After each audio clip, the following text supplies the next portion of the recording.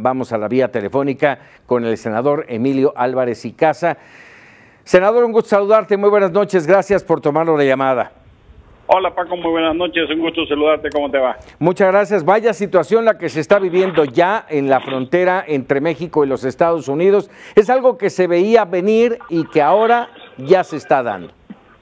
Es así, digamos que es la crónica de una crisis anunciada, de una larga historia mira, déjame ponerte al referente en aquella matanza de migrantes en San Fernando, Tamaulipas. Así es.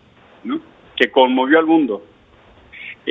Tenemos que entender que el fenómeno de los migrantes viajando juntos, caravanas o como quieras llamarle, es esencialmente una respuesta de una estrategia de sobrevivencia a lo que la CNDH en algún momento llamó la industria del secuestro. La CNDH reportaba más de 10,000 secuestros de migrantes al semestre. Y hoy el territorio hostil, agresivo, peligroso, no es solo el desierto de Arizona, en realidad es el territorio mexicano. Y por supuesto que hay gente que se pregunta quién está organizando las caravanas. Yo creo que hay dos organizadores principales, Paco. El primero se llama la violencia y el segundo se llama la pobreza. Déjame darte un dato. Sí. En El Salvador y en Honduras, el día de hoy hay más muertos por día que cuando las guerras civiles, Paco. Tenemos necesariamente que asumir que lo que está pasando en la región es una crisis humanitaria y pasar un modelo de atención absolutamente distinto al que se está queriendo gerenciar hoy en día, Paco. Sí, es una situación muy, muy complicada para todos, Para Emilio. todos, pues. Está siendo complicada para los migrantes, está siendo complicada para los ciudadanos de Tijuana, concretamente de Mexicali, y se va a extender por la frontera, y está siendo complicada para los Estados Unidos. Y aquí en todo esto yo te pregunto, ¿y la autoridad mexicana dónde está? Mira, lamentablemente estamos en el caso de un presidente emérito. ¿Te acuerdas cuando el Papa Benedicto XVI se retiró? Sí. Y decían, mira, hay un Papa emérito, todavía vive pero no está en funciones, o el rey Juan Carlos I, ¿no? Así es. Tienes un rey emérito, vive pero no gobierna. Me queda un poco esa imagen en la cabeza con Enrique Peña Nieto, vive pero no gobierna, ocupa Los Pinos pero no gobierna. Esta imagen de un gobierno que sabe que hay una crisis humanitaria, que no destina los recursos necesarios, que deja que la desatención crezca y evolucione, de manera entonces que la ausencia del gobierno se convierte en un conflicto, por ejemplo, en Tijuana. Hoy sale el secretario de Gobernación, Alfonso Navarrete, a decir que se va a actuar con firmeza. Pues mira, la verdad es que eso lo debieron haber hecho antes.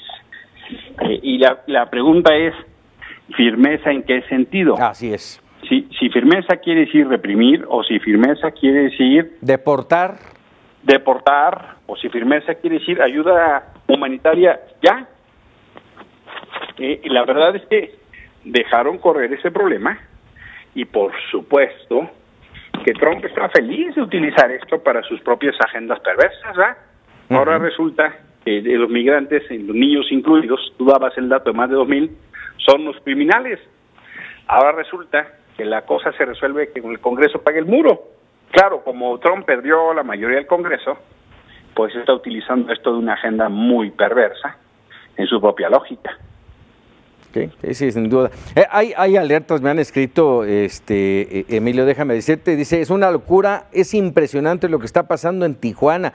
Los distintos sectores productivos han lanzado ya alertas y llamadas al gobierno federal para que no dé más permisos de internación a México. Hay verdaderamente alarma en el sector, en los sectores productivos de Tijuana. Claro que la hay. Y más con la amenaza de Trump de cerrar la frontera. De cerrar las garitas, claro. Déjate las garitas, la frontera, o sea, bloquea completamente, que para él es el escenario ideal, porque él anda con esa idea, para tratar de satisfacer pues el apetito de una opinión pública voraz, conservadora y discriminadora. Pero la verdad de las cosas es que es un entendimiento bastante de doble moral, porque pues una parte importante de la economía de Estados Unidos funciona con mano de obra y no documentada. Y yo honestamente creo que México en otro tiempo ha tenido una respuesta distinta y más inteligente. Déjame ponerte un ejemplo. Cuando la guerra civil en Guatemala se recrudeció, México hizo un programa de refugio que fue ejemplo en el mundo, Paco. Recibimos a más de 500,000 de guatemaltecos. Ese 500,000 de guatemaltecos estuvo primero en Chiapas y luego fue trasladado a Campeche. Y se hizo un programa de empleo que sirvió para limpiar unas zonas arqueológicas en Campeche, que hoy son una de las grandes maravillas de la cultura maya. Pero, Emilio, ¿estos centroamericanos querrán quedarse en México? Mira, yo estoy seguro que eso es justo parte del proceso que tiene que tener México con los centroamericanos, porque hay una expectativa, pues, de una enorme ingenuidad en algunos de ellos. Hay otros que lo que quieren es conectar con sus familias, y hay otros que lo que están haciendo es sencillamente huir de una realidad de violencia. Y tenemos la capacidad, teniendo tanto desempleo, tantos pobres en México. Mira, hoy por hoy, una parte importante de la actividad económica del sur de Chiapas la hacen guatemaltecos.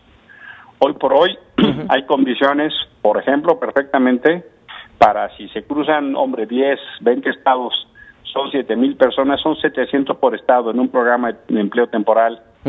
Yo no tengo duda que un país de 120 millones de personas puede atender eso, Paco. Por supuesto que me hago cargo que hay que hacer lo que pedimos con los mexicanos en Estados Unidos, que sean gente de trabajo, que sean gente de bien. El tema de la caravana, Paco, es que nos pone un espejo en nuestra realidad. Sí, claro. O sea, lo que nosotros decimos de los mexicanos en Estados Unidos es momento de hacerlo aquí. O sea, nosotros levantamos la voz y decimos, los mexicanos en Estados Unidos son gente de trabajo, son gente honesta, respeten sus derechos, miren que solo quieren vivir, están huyendo a la pobreza, es gente buena. ¿Y no será que nos toca actuar en congruencia con lo mismo acá, Paco? Así es, sin duda. Y bueno, la situación, lamentablemente lo ocurrido ayer domingo en la frontera no será ni la primera ni la última. Seguramente vendrán otras intentonas y de lo cual a lo mejor hoy estamos hablando nada más de balas de goma y de bombas aturdidoras y de gas. No sabemos qué pueda pasar más adelante. Yo tengo miedo de un uso perverso de esta migración y que generen hechos de violencia. Sería el mejor escenario para Trump. Creo que sí toca desplegar toda la capacidad de diálogo y de contención y de elaboración con los migrantes centroamericanos. No creo que estén del todo claros. Ya le tocará a la nueva administración, Emilio. Por supuesto, pero ya tendrían que estar encima, ¿no, Paco? Trabajando en ello, así es, como están trabajando en muchas otras cosas. Emilio Álvarez y Casa, te agradezco como siempre estos minutos para Mega Noticias TVC. Mi privilegio, Paco. Nos seguimos allá en Twitter, en Emilio Álvarez, para quien me quiera seguir. Así es, muchísimas gracias.